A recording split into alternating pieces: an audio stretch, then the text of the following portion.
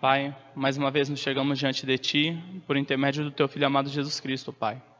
Senhor Deus, clamamos a Ti, Pai, que o Senhor venha usar o Teu servo, Pai. Assim como o Senhor vem usando, Senhor Deus, ó Pai, dando discernimento, entendimento e sabedoria, Pai. Ó Espírito Luz, ilumine o caminho, ilumine a mente, ilumine, Senhor Deus, ó Pai, o coração dele, para que ele possa ver e entender a Tua palavra, que assim vai ser explicada aos Teus servos, Deus. Pai, que essa palavra, Senhor Deus, venha até bater em nós, Senhor Deus, com tanto impacto, Senhor Deus, ó Pai, que possamos ver, Senhor Deus, assim como o Senhor estivesse falando conosco, Pai. Então nós te clamamos, Deus, e te pedimos em nome do Teu Filho amado, Jesus Cristo. Amém. Formado pela palavra de Deus, de modo que aquilo que se vê não foi feito do que é visível. Amém. Amém. Obrigado, Júnior. Amém. Som. Boa noite a todos, irmãos e irmãs. Conforme nosso irmão Júnior leu hoje nós iremos ver sobre fé e criação. E eu gostaria de dizer que é um sermão bastante incomum, né? Você não sai da sua casa no domingo à noite esperando ouvir um sermão sobre a criação de Deus e a relação dela com a sua fé, mas é isso que o texto bíblico afirma e é através dele que vem a nossa vida espiritual. Amém? Deus nos fez de tal maneira que a base do seu pensamento e do meu pensamento é uma narrativa. Querem ver só que interessante? Se eu perguntar perguntas pessoais como: quem é você? Ou o que você fez hoje? Ou qual é a sua história? Quem são seus pais? Qual é a sua fé? A sua resposta ela vai ser inteiramente uma narrativa. Você vai começar a contar uma história: eu sou fulano de tal, sou assim, assim, assado, meu dia foi assim, minha semana foi assim, minha fé é assim, assim, assado. Okay? A maioria das suas respostas pessoais, você não vai fazer uma lista, uma fórmula matemática, mas você vai contar uma história. E as coisas são assim porque Deus estabeleceu isso na criação do homem. Por quê, irmãos? Porque Ele estabelece um plano para toda a história. E a base da fé cristã é também uma narrativa com 3 pilares que os irmãos bem conhecem: criação, queda e redenção. Okay? Essa é a estrutura do pensamento cristão, essa é a estrutura da Bíblia, e é por isso que criação como primeiro pilar e o primeiro fundamento da nossa fé, enquanto narrativa, é de suma importância. Okay? E nós iremos meditar no versículo 3 de Hebreus 11. Eu não quero fugir do nosso texto, então não vai ser um sermão sobre Gênesis 1 ou 6. Nós vamos focar no que Hebreus 11, 3 fala para nós. E a essa altura, nós já estamos no capítulo 11 de Hebreus, vendo cada linha desse texto para nós. E você já deve estar careca de saber, senão você vai ficar hoje, que a mensagem de Hebreus é o seguinte: perseverem na fé em Jesus Cristo, porque Ele é melhor do que todas as coisas. Esse é o resumo da carta aos Hebreus. Perseverem na fé, porque trocar Jesus Cristo, que é supremo, por qualquer outra coisa, é a coisa mais tola, insensata que existe, e é a coisa mais digna do pior dos julgamentos de Deus. É isso que nós vimos em Hebreus 6 e Hebreus 10, por exemplo. Por isso, irmãos, Hebreus 11, ainda continuando nessa narrativa de nós perseverarmos na fé, o autor começa a nos dar uma lista, não é? Todos vocês conhecem Hebreus capítulo 11? É a chamada lista do quê? Dos heróis da fé. Entretanto, irmãos, eu tenho um passo atrás quanto a essa expressão heróis da fé. Porque se você entende esses personagens aqui, Abel, Noé, Enoque, Abraão, Jacó, Moisés, Sansão, qualquer um dos personagens aqui, como heróis, você está cometendo um grande erro e você pode cair em grandes erros na sua fé. Eles não são heróis. Eu prefiro dizer que eles são exemplos, porque esse é o propósito do autor aqui, nos dar exemplos de homens e de mulheres que perseveravam na fé, independente das tribulações e dos problemas. Nós, seres humanos caídos, temos a tendência de idolatrar personalidades. Não é verdade? O apóstolo Judas nos disse que o arcanjo Miguel teve que esconder o corpo de Moisés para que os israelitas não pegassem o corpo dele e o cultuassem, porque Moisés foi a maior personalidade do Antigo Testamento. Sócrates morre injustamente e imediatamente é consagrado como o maior dos filósofos. E quem dirá então da nossa cultura pós-moderna, irmãos? Nós somos vidrados, viciados em idolatrar personalidades. Quer seja estrelas de música, quer seja atores e atrizes, quer seja líderes religiosos, vivos ou mortos. Você tem uma tendência idólatra, assim como eu, de adorarmos e nos prostrarmos diante de personalidades. É por isso que é muito perigoso nós falarmos que essas pessoas são heróis ou heroínas. Eles são meros exemplos de fé. Ok? Uma fé dada por Deus, pela graça de Deus, e eles foram sustentadas pelo próprio Deus. Abraão, irmãos, que foi o pai da nossa fé, o maior exemplo de fé do Antigo Testamento, é aquele que mais foi incrédulo nas narrativas. Ele não creu em Deus, e em determinado momento Deus vem com a sua graça, então crê. Moisés foi o homem mais paciente do mundo do seu tempo, e não entrou na terra prometida por falta de paciência. Vocês veem? A Bíblia não esconde os defeitos dos seus heróis. Antes, ela coloca todos nós no mesmo patamar, pecadores miseráveis, carentes da graça de Deus, e ela coloca um só herói. Salmo 45 diz que o único herói que existe é Jesus Cristo, o Messias, o nosso Senhor. Por isso, leiam Hebreus 11 com isso em mente, são exemplos de fé. E antes de entrar nos nossos 3 pontos dessa noite, eu gostaria de começar por algo oculto em nosso texto. Vejam o verso 3 aí. Pela fé, entendemos. Quem está oculto aí, irmãos? Qual é o sujeito oculto dessa frase? Nós entendemos. Pela fé, nós entendemos que o mundo foi criado pela palavra de Deus. Quem é o primeiro exemplo de fé? Você e eu. Vocês veem? O primeiro exemplo de fé não é Noé, não é Abraão, não é Isaac, não é Sansão, é você que está ouvindo a minha voz. É essa pessoa que está do seu lado. Nós, pela fé, nós entendemos que a palavra de Deus foi criada. Vocês veem? Você não é diferente de Abraão, de Isaac, de Jacó, de Moisés, de Davi, de João Batista, de Pedro, de Paulo ou de qualquer um dos apóstolos. Você necessita ser o primeiro exemplo de fé. E a grande pergunta que eu quero que você se faça dentro do seu coração neste momento é: a vida que você está vivendo é digna de ser um exemplo de fé para todas as comunidades cristãs de todas as épocas? Pela fé nós entendemos. O apóstolo Paulo de novo e de novo nos diz: vivam de modo digno do Evangelho, vivam de modo digno do seu chamado, vivam de modo digno do conhecimento de Deus que vocês têm. Então, antes de você olhar para os heróis da fé, para os exemplos de fé, Abel, Noé, Abraão, olhe para você mesmo. E o autor aos Hebreus, ele não está clamando aqui que você precisa ser perfeito para você ser um exemplo de fé. Basta você crer em Jesus Cristo e viver de acordo com isso. Então, a vida que você está vivendo é um exemplo de fé, ou, como nós vimos no capítulo 10, é um exemplo de incredulidade e apostasia.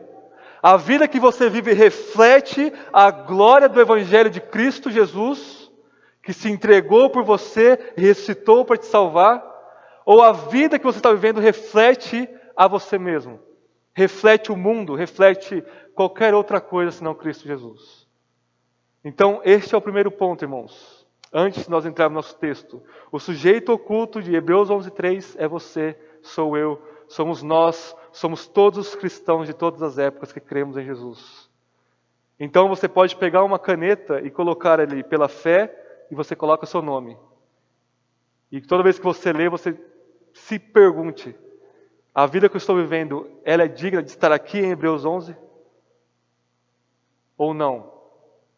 Amém? Quem que está com... Pode mudar aqui, por favor? Obrigado. Então, o primeiro ponto, irmãos, que nós vamos meditar aí, é creio para entender. Vamos ver, Hebreus capítulo 11, verso 3. A primazia da fé sobre a razão. Pela fé, mediante a fé como instrumento, nós entendemos. Não é o contrário. Pelo entendimento você crê. Vocês veem? Pela fé você entende. E essa é uma frase de Santo Agostinho, lá do século IV. Ele diz: eu creio para que eu possa entender. Eu creio em Deus, eu creio em Cristo, eu creio nas Sagradas Escrituras, então eu começo a entender todas as coisas. Irmãos, quando Agostinho diz isso e a igreja cristã começa a entrar na Idade Média, o pessoal inverte a frase. Tomás de Aquino, lá no século XIV, ele vai dizer o contrário. Primeiro você entende e depois você crê.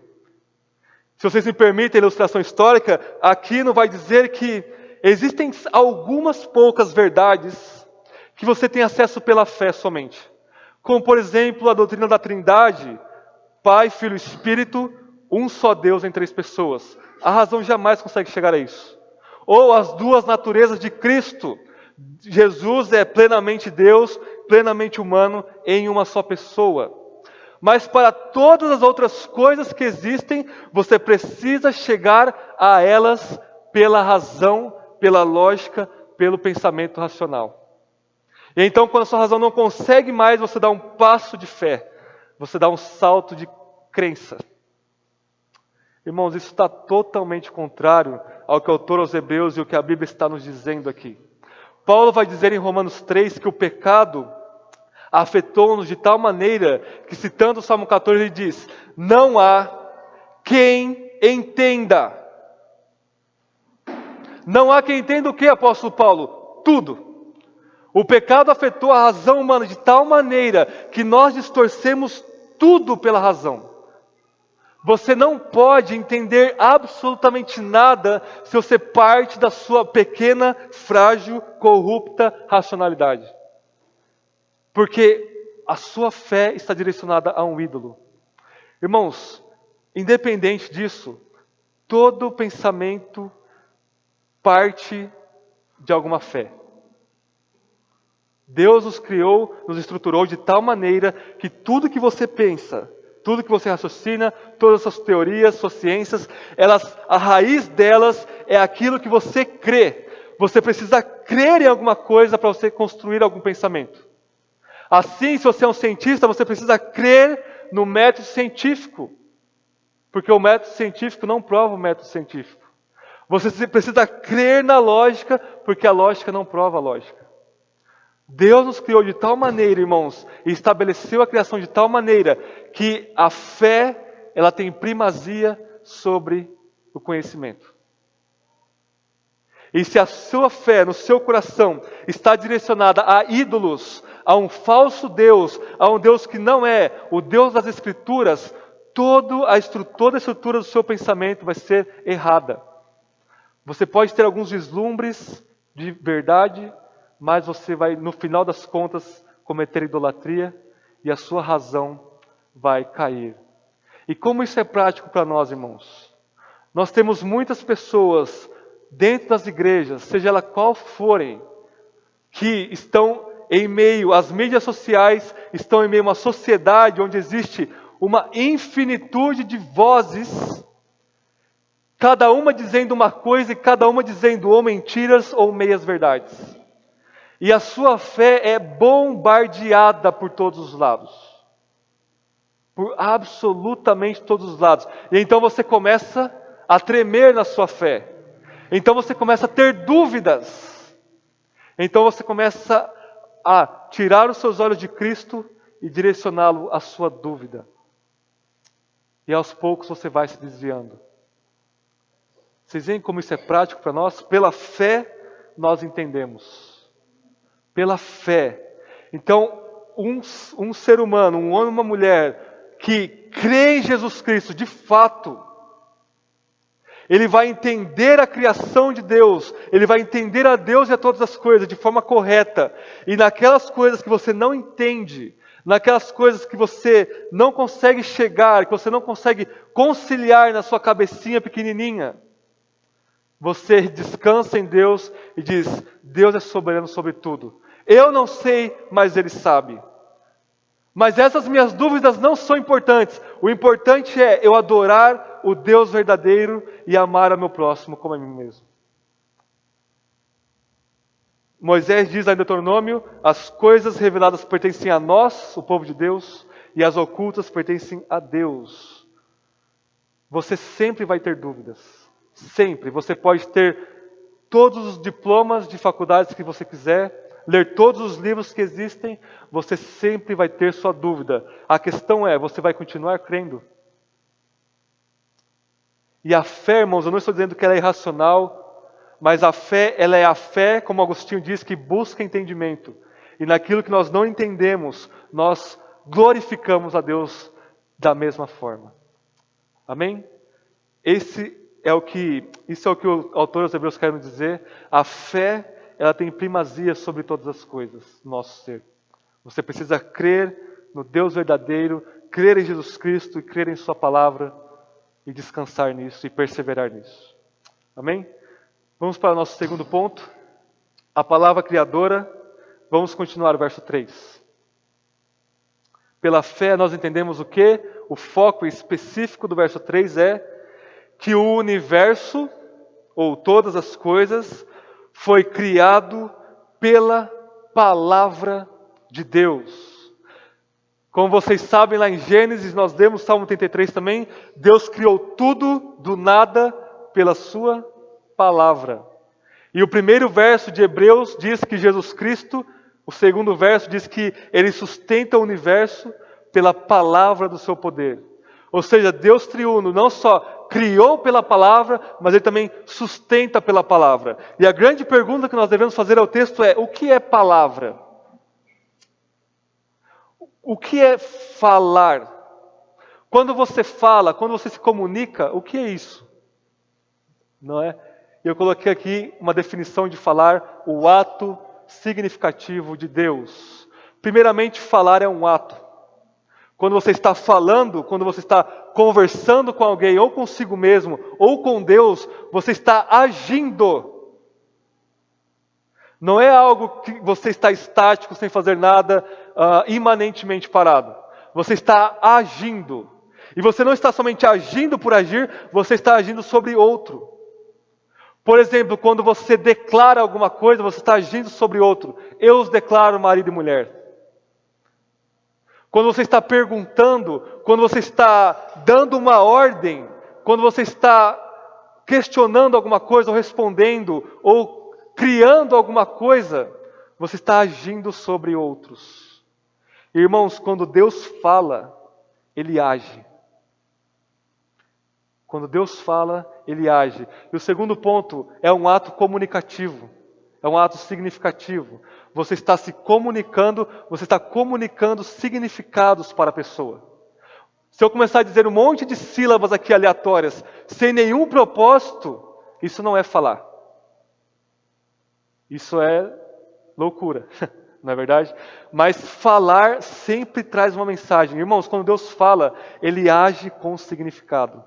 Ele age com comunicação, com propósito. Ele age de maneira tão benevolente que Ele comunica certas coisas na criação. Então, o que é a criação? O que significa ser criado pela palavra de Deus? Significa ser criado com significado. Vocês reparem que a ideia de um Deus deísta que cria o universo, mas se abstém dele, é totalmente autocontraditória. Porque a Bíblia diz que quando Deus cria e Ele sustenta, segundo após segundo, a criação, Ele está se comunicando na criação.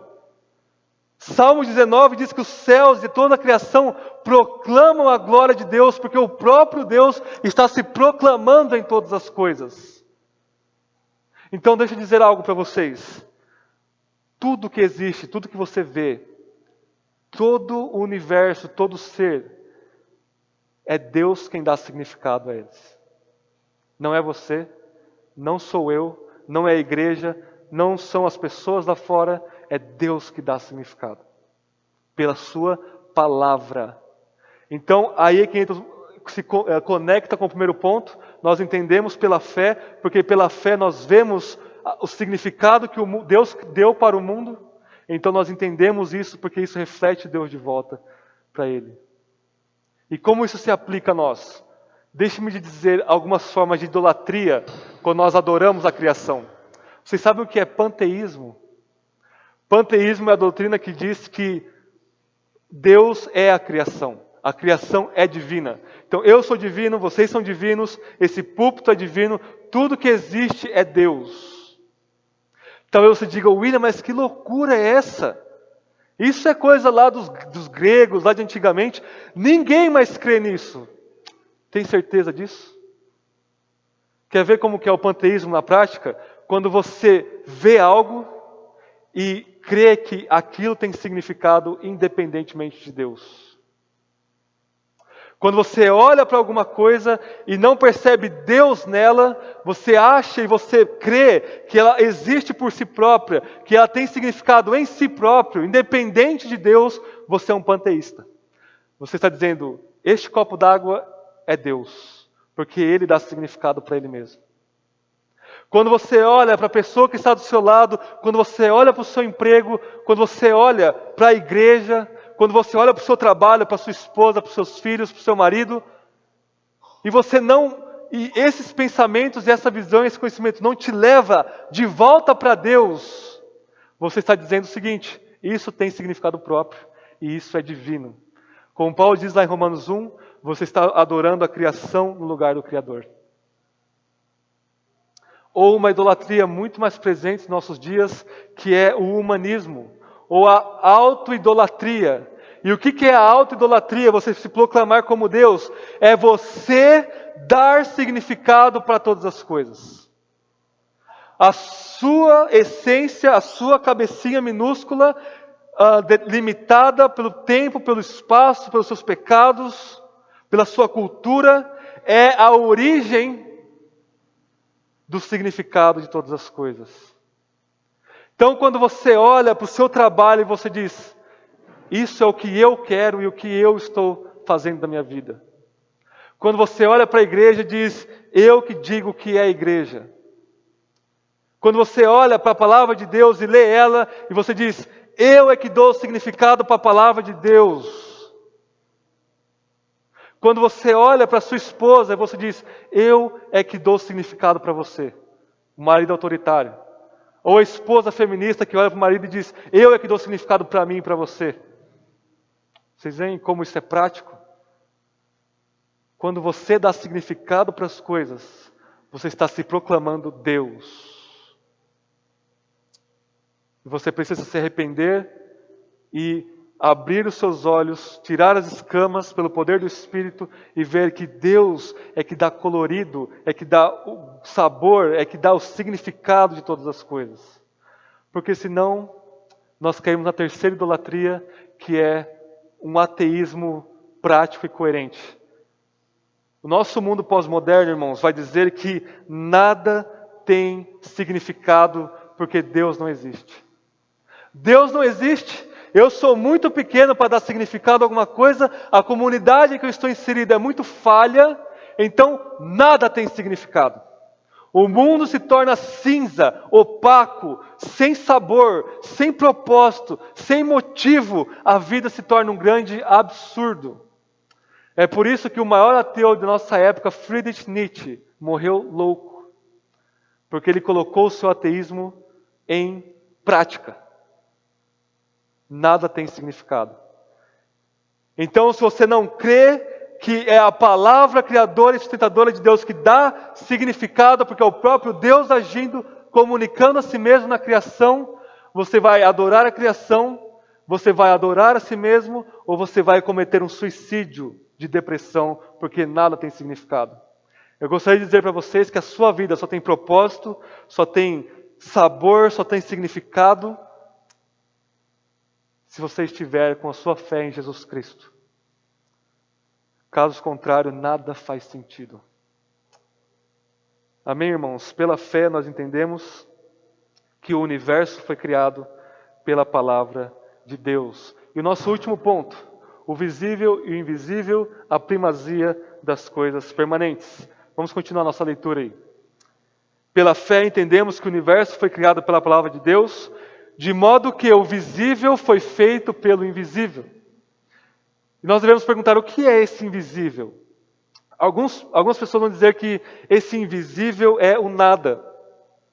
Ok? Porque Deus criou todas as coisas do nada. Não é verdade? E o nada é invisível. Mas não é exatamente isso que Hebreus está nos dizendo aqui. Outros vão dizer que o invisível é o reino transcendental de Deus, do qual Ele fez o universo. Por exemplo, quando Deus está no monte com Moisés, Ele diz, olha, constrói o tabernáculo conforme o modelo que eu te mostrei aqui do céu.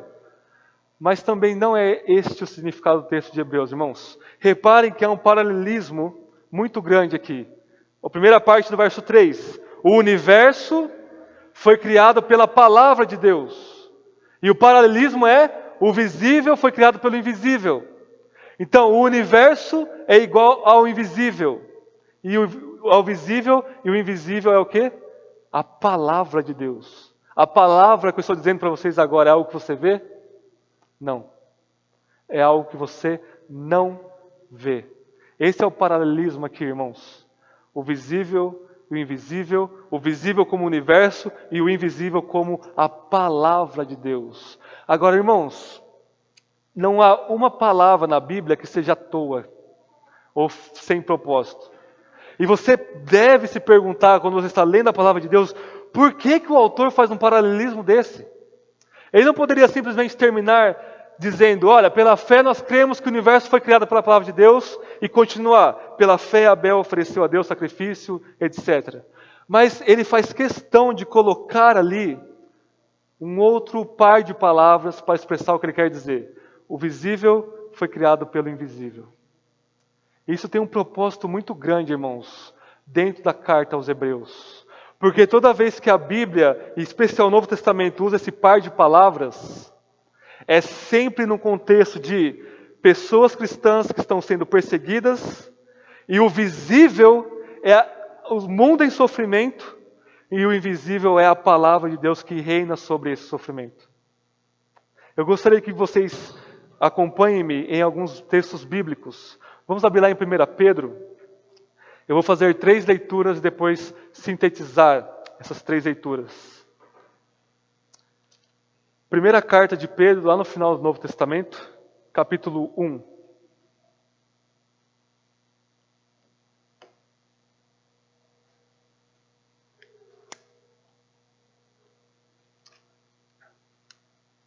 Verso 23 ao 25. Todos acharam? 1 Pedro 1, 23 ao 25. Num contexto em que a comunidade a que Pedro escreve está também sofrendo com heresias e com falsos mestres e com perseguições. Diz assim, 1 Pedro 1, 23, vocês foram regenerados não de semente perecível, mas imperecível. O que é essa semente? Pela palavra de Deus que vive e permanece. Porque toda pessoa é como a relva e toda a sua glória é como a flor da relva. Seca-se a relva e cai a sua flor, mas a palavra do Senhor permanece para sempre, e essa é a palavra que vos foi evangelizada. Agora, lá em 1 João, um pouquinho à frente de 1 Pedro, já está a primeira carta de João, capítulo 2.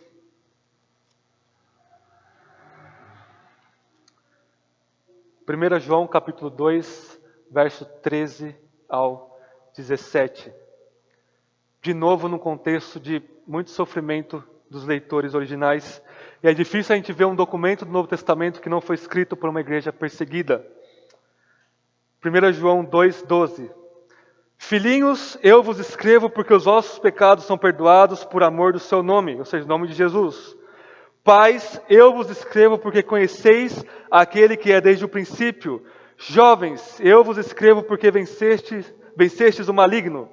Crianças, eu vos escrevi porque conheceis o Pai. Pais, eu vos escrevi porque conheceis aquele que é desde o princípio. E jovens, eu vos escrevi porque sois fortes. E a palavra de Deus permanece em vós e já venceste o maligno. Não ameis o mundo, nem o que no mundo há. Se alguém ama o mundo, o amor do Pai não está nele, porque tudo o que há no mundo, o desejo da carne, o desejo dos olhos e o orgulho dos bens, não vem do Pai, mas sim do mundo. Ora, o mundo passa, o que é visível passa, bem como seus desejos, mas aquele que faz a vontade de Deus permanece para sempre. Último texto, irmãos, 2 Coríntios. Voltem um pouco aí as páginas. Segunda carta de Paulo aos Coríntios.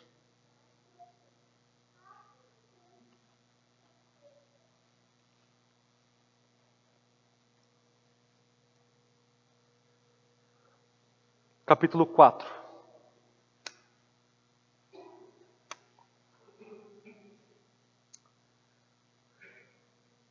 Só para ler alguns versos, irmãos, todo o contexto aqui de 2 Coríntios 4 tem tudo a ver com Hebreus 11:3. Paulo vai dizer no verso 6 do capítulo 4 o seguinte: porque Deus que disse, das trevas brilhará a luz, foi Ele mesmo quem brilhou em nosso coração para a iluminação do conhecimento da glória na face de Cristo. Ou seja, a nova criação na conversão, ela é um paralelo com a criação. Haja luz, na conversão Deus diz, haja luz e nos converte. Vejam o capítulo 5, verso 7. Porque vivemos pela fé e não pelo que vemos. Ou seja, o contexto todo falando de criação, de nova criação e de fé. Agora vamos ler o texto que nos interessa. Capítulo 4, versículo 16. Dentro desse contexto está todas as tribulações que Paulo e os cristãos passam. Ele diz, por isso, capítulo 4, verso 16, não desanimamos. Ainda que o nosso exterior esteja se desgastando, o nosso interior está sendo renovado todos os dias. Pois nossa tribulação leve e passageira produz para nós uma glória incomparável de valor eterno. Pois, prestem atenção no verso 18. Pois não fixamos o olhar nas coisas visíveis, mas naquelas que não se veem, pois as visíveis são temporárias, ao passo que as que não se veem são eternas. Podem voltar lá para Hebreus 11. O que o autor aos Hebreus quer aqui, irmãos, com esse par de palavras em paralelo com o que ele acabou de dizer é, olha, igreja a qual estou escrevendo, cristãos judeus, ou judeus convertidos à fé cristã, que estão sendo massacrados, que estão sendo mortos, como nós vimos no capítulo 10, que estão sendo despojados, que estão sendo saqueados, que estão sendo presos e torturados pela fé. Todas essas coisas são visíveis e são passageiras.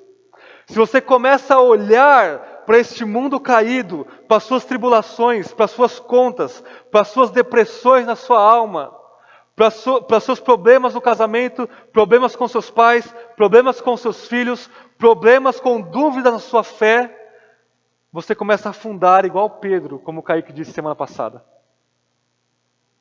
Mas se você fixa os seus olhos no Deus eterno, que é invisível, e na sua palavra, que também é invisível, Pedro, João e Paulo nos dizem que você vai permanecer para sempre. Então, terminando o sermão com aquilo que eu comecei, perseverem na fé em Cristo Jesus, olhando para as coisas invisíveis, porque são as coisas invisíveis que sustentam e que criaram as coisas visíveis. Isso daqui tudo, irmãos, vai passar. Como Paulo diz, a sua leve e momentânea tribulação, não importa quão pesado seja, quer seja um câncer, quer seja a perda de um familiar, quer seja a perda de filhos ou de pais, quer seja uma momentânea perda de fé, quer seja um anuviamento, um assombreamento da sua vista em relação a Deus e a sua palavra. Paulo diz que são coisas leves e passageiras. E ele diz, se você fixa os olhos nas coisas eternas, você permanece para sempre. Eu gostaria de terminar com duas aplicações. São quase duas frases, serei bem breve, para resumir a mensagem de Hebreus 11:3 para nós. Irmãos, por que o autor começa a lista de exemplos na fé falando da criação? Vocês nunca se perguntaram isso? Vocês podem fazer essas perguntas para o texto, não tenham medo. Por quê? O que tem a ver você crer que Deus criou todas as coisas pela sua palavra como isso vai ajudar você na prática a perseverar? Então a primeira aplicação é o seguinte, irmãos.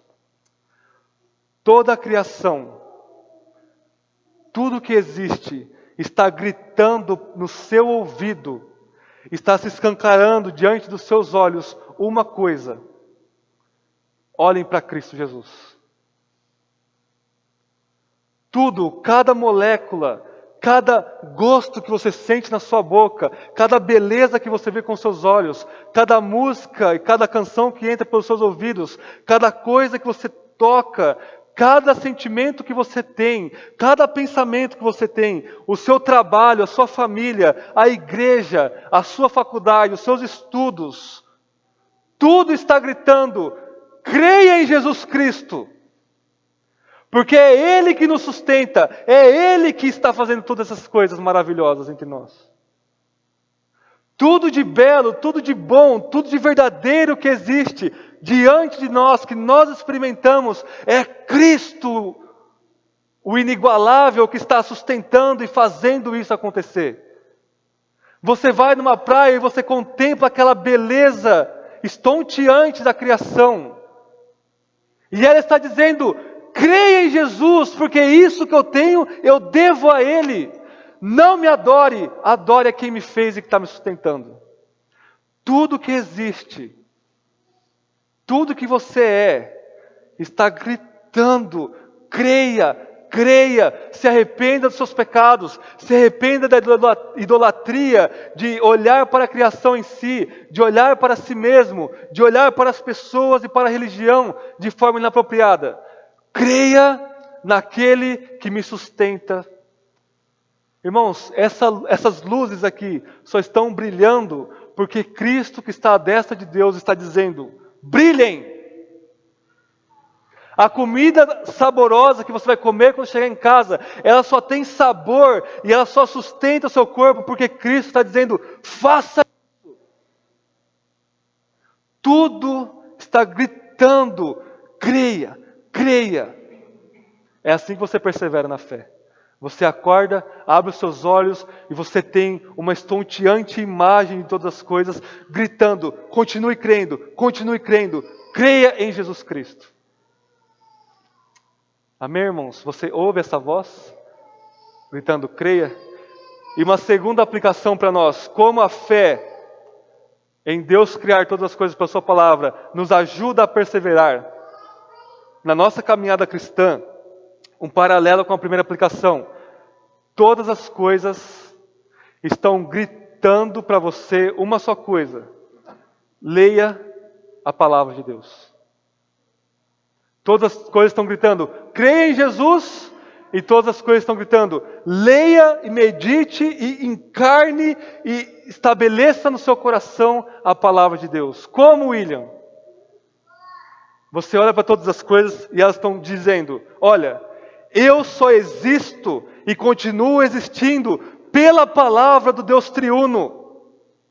Ele me criou e Ele me sustenta pela sua palavra. E você, miserável pecador, quer continuar na sua fé sem a palavra de Deus?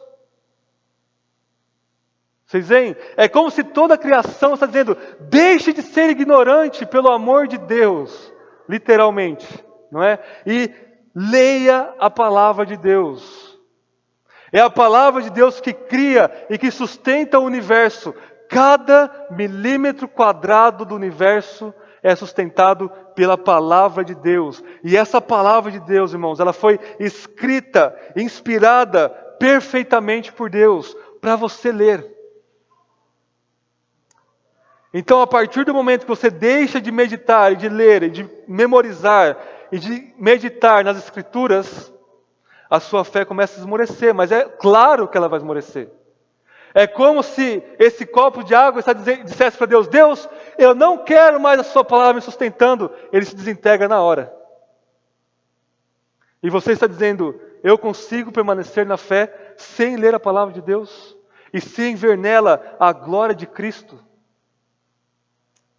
É dessa maneira, irmãos, que a fé no Deus que criou todas as coisas pela sua palavra nos ajuda a nós permanecermos na nossa fé. Portanto, eu quero que vocês olhem para tudo que existe de forma diferente. Vejam Cristo lá, vejam o Deus triuno lá, e vejam a palavra dele, não só criando e sustentando, mas dando significado. E a sua vida vai se encher da plena, profunda, inabalável alegria, indizível e cheia de glória, conforme o apóstolo Pedro nos diz. Amém?